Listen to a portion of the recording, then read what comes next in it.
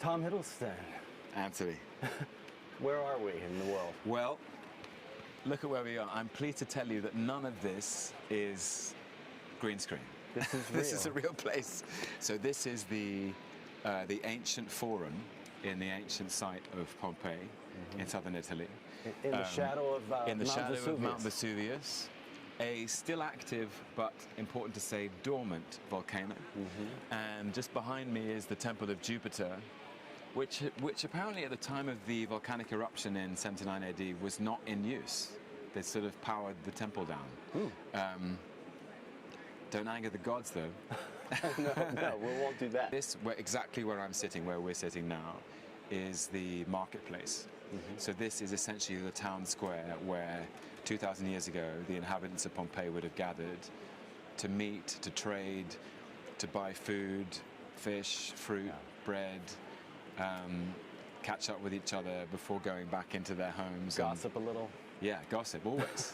Gossip is where it happens. That's where you find out what's going on. They didn't have social media back then. No, this was the social media. This was it. This was the social square. This is where we get the word forum. We're here to talk about Pompeii, Out of Time, your new documentary on NatGeo. But there's so many places I'd like to start with you on this. We'll start somewhere and then we'll rewind. Time travel is a part of this story. Absolutely. But I want to begin with your personal experience here. This whole series originated from a trip you took. You were just telling me before we rolled 28 years ago? 28 years ago, nearly a full 30 years ago. So speaking of time travel, if I could take you back 30 years. I was 17. It was the summer of 1998. It's very vivid in my memory, especially now. And I had 1 year remaining at school. My final year at school, one of my specialist subjects, which all kids in the UK do, you do at that time 3 or 4 subjects. And I was doing Latin and Greek because I loved it. And I loved languages, and especially the ancient languages. And it was my first trip away with no adult supervision. So no teachers, no parents, no grown-ups. It was just me and 2 friends. One of them doing ancient history, one of them doing history of art. And Italy seemed to be kind of a perfect confluence of all of our interests. An exciting summer of exploration and adventure. And we landed here in Pompeii almost to the day. I think about 10 days of it being exactly the day I would have stepped foot here. And it's just important to say, like, I was 17, I had so much life ahead of me. I was so curious about so much. I think any teenager can connect to that experience. You're still at school and there's so much life to live. And my genuine interest as a student was in the ancient world, but it had only existed in books. This is the real place. Something I had read about, something I wrote about in the classroom. We climbed up Vesuvius, and then we came down here, and I don't quite know what I was expecting. I think because I'd seen Roman ruins in the UK, which is, they are not expansive. They're interesting. A wall or a well or whatever. And I walked in here, and it was a town, an entire town, perfectly preserved in the detail that you see it. These buildings are almost completely intact. And it hit me so profoundly. It felt like time travel. I felt like I was suddenly walking into the past. And that sense of, I hope you feel it now being here, but that sense of 2,000 years, the distance of 2,000 years, compressing to it's so long ago. It's so far away. 2,000 years is a really extraordinarily long time ago. And yet to feel that tension, to feel it, the distance of it, but to feel it so close, and to walk around and to learn about the ordinary people who lived here, who were caught up in the most extraordinary moment of the volcanic eruption. It brought it all to life for me. And then it changed and transformed my life, and I went to university, and that was my degree of study. That was my major, if you like. My bachelor's degree was classics, and and it sort of set up, it became the foundation of the way I think about life and culture and the world. That's what I love about the documentary, is that you're not just a celebrity voice narrating the story. You're here. You're walking up and touching the walls and talking to the scholars about the human beings that lived here, because now we have ruins to remember the structure of the city. But you're looking at the people that walked here, the individuals, and telling their stories in this.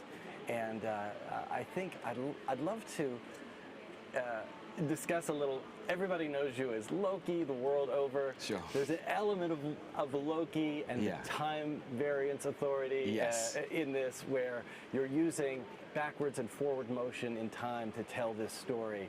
Tell me about bringing a little bit of Loki and that Marvel universe to the National Geographic Disney family. Well, they were very encouraging, actually, of it. It seemed it's amazing still, and a source of constant surprise and delight. The strength of the association that people have with me and Loki.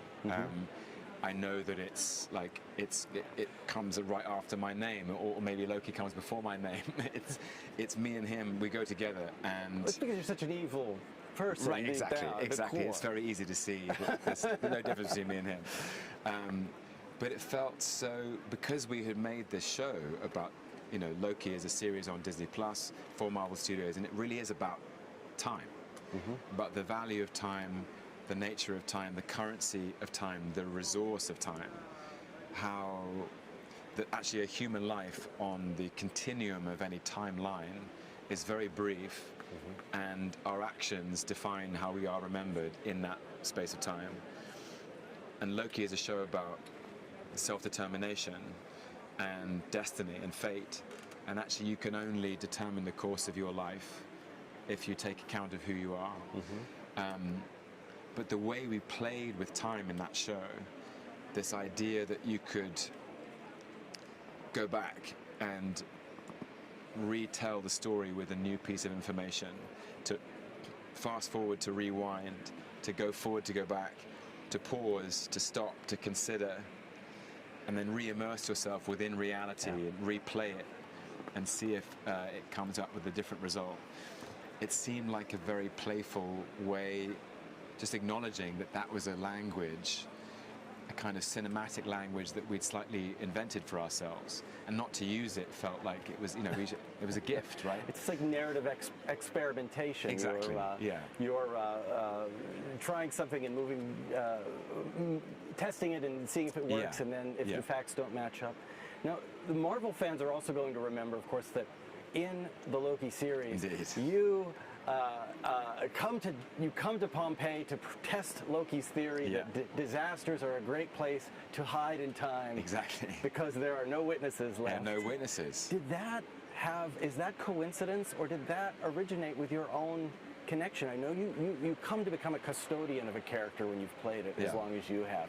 Did they put that in the story because... I remember talking about it really early on with Michael Waldron, who was who created Loki and was the head writer on that show, and he had this fantastic theory about, that Mobius and Loki were looking for another Loki, a variant of Loki, who was hiding in apocalypses across time.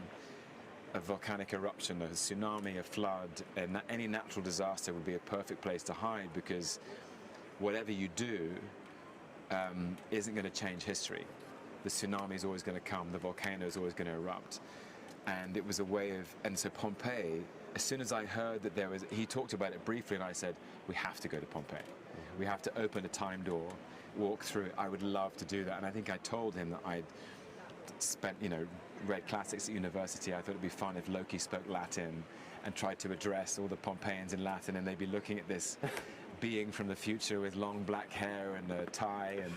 And actually, I remember that day on set, and I had this giddiness that I was playing Loki after 15 years, and I was back on a set in ancient Rome, essentially, which was my degree of study, speaking Latin, which I'd learned at school, and it just seemed like a perfect confluence of all my passions and interests. I studied Latin in school too. Do you have a favorite Latin phrase? It is carpe diem. I still love it. I think it sums up everything I feel about life. I can't remember when I first heard it, but it's so true. Like all we have is now.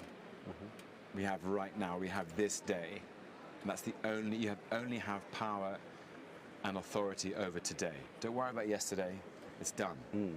And you can't worry about tomorrow because it's not here yet.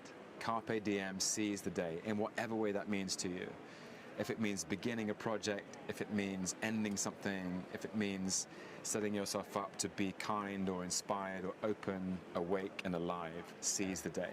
That's close to mine, which is dum vivimus vivamos.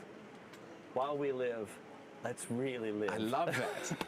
I love that. Sort of a Life of Chuck theme, too, That's to bring true. it They back sort around of to go another together. They go hand in hand. And it's great talking to you, Tom. Thank you. Thank you, man. Thank you so much. Barely.